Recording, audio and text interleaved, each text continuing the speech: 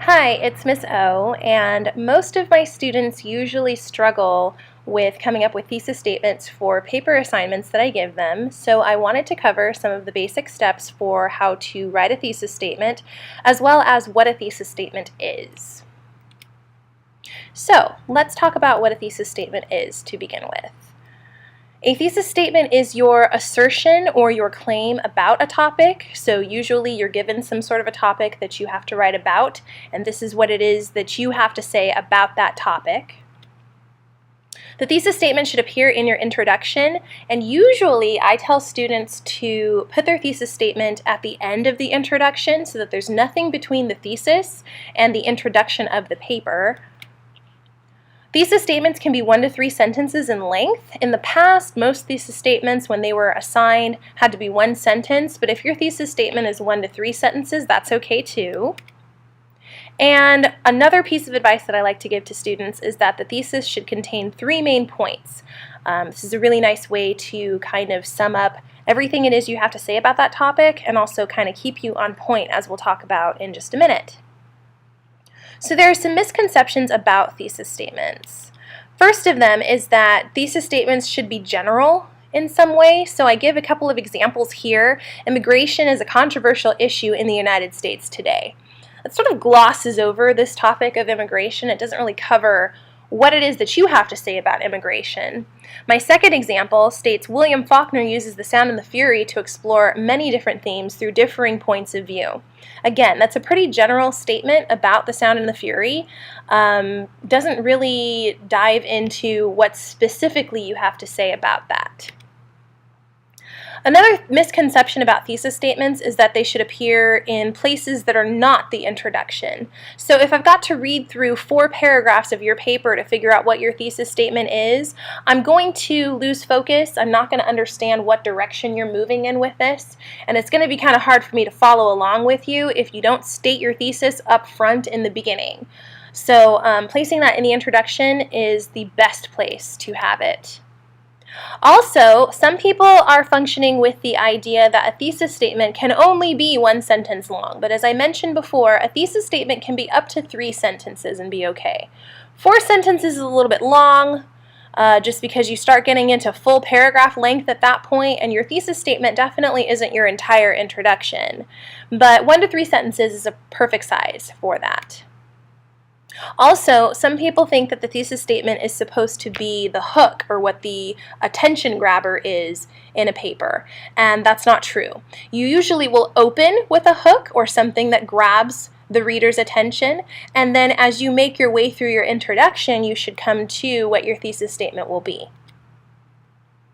So there's something called the rule of 3 that I like to utilize when teaching thesis statements to students. So you should compose a thesis that has 3 main points, and these 3 main points help to focus your thesis statement so you're becoming more specific with the 3 main points that you are mentioning. And this also works in your advantage too, because it helps to keep you on track while you're writing. So as you are working through your paper, you kind of know where it is that you want to go next, because you are exhausting each of your main points as you are fleshing out the body of your paper. So, for example, if I was given an essay prompt like this, why is San Diego such a great place to live? My 3 main points would start by mentioning the weather, and then also the beaches and the attractions in San Diego. So that's 3 main points that I can include for why San Diego is such a great place to live. When I write this thesis statement, it looks like this. San Diego is a great place to live because of the mild weather, the many beautiful beaches, and the fun attractions. That's easy, right? Yeah. 3 main points. It's more specific on San Diego being a great place to live. Perfect. Here's some other examples of appropriate thesis statements. So some of those general examples that I had before, with immigration being a controversial issue in the United States today, and then this one about The Sound of the Fury from William Faulkner, I can make them into more appropriate thesis statements by becoming more specific. So the issue of immigration in the United States is one that can be solved through consistent policies from state to state, increased border security, and increased options for obtaining conditional residency or citizenship. So that is much more specific than what we had before. The second one, in The Sound and the Fury, William Faulkner explores themes of loss, corruption, and tragedy through differing points of view. So again, I've got my 3 main points there as well, because I've got loss, corruption, and tragedy. So just to clarify why these thesis statements are more appropriate than the general examples that I came up with first, this thesis statement on immigration is much more specific about the topic of immigration, and it also utilizes 3 main points here with what you plan to talk about in the paper. So consistency of policies from state to state is 1 point, increased border security is another point, and then increased options for obtaining conditional residency / citizenship. The thesis statement on The Sound and the Fury with William Faulkner. This thesis statement, again, is also more specific, and we also have 3 main points here with the themes of loss, corruption, and tragedy being mentioned here. So when it comes to actually writing these papers with these thesis statements, each of these main points we will explore in order that they appear in the thesis statement. So for the immigration one, we would talk about consistency of policies from state to state and some different examples there. By the same token, with the Sound and the Fury essay, we would start off by talking about the themes of loss as it appears in that novel. So when you have a clear thesis statement, it makes for a very clear essay. Helping you to stay on topic is really great. Sometimes I have students who come to me and they say that they started off one way but they sort of ended up another. And if you have a clear thesis statement, it's sort of the roadmap that keeps you on a path for where it is that this paper will lead. So these are definitely helpful for keeping on topic. It also tells the reader what to expect. Primarily, your reader is going to be your instructor, but sometimes you might do peer review, so you have other classmates who are reading your work.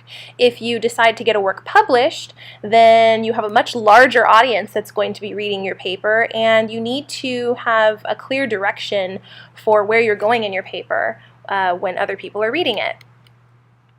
It also helps to keep you organized as you write, so you don't necessarily write yourself into a corner when you have a clear thesis statement, because you know where you're going to start and you know where you're going to end. And the thesis statement also helps you to focus your research, because you know that you need to gather adequate information for a research paper with a thesis statement that has 3 main points. If you don't have enough information for all 3 of your main points, chances are you need to do some more research or maybe come up with a different thesis statement for which you can explore 3 main points completely. Always, always, always write a clear thesis statement before writing your paper. This is not necessarily writing the paper itself. This is not necessarily writing the outline for the paper itself, but make sure that you have a clear thesis statement before you start writing your paper. The best person to help you write a clear thesis statement is going to be your instructor, but make sure that you also utilize any tutoring services or writing labs that are available through your school. Keep in mind too that writing a clear thesis statement puts you on the path for that A perfection type of paper that you're looking for. Good luck!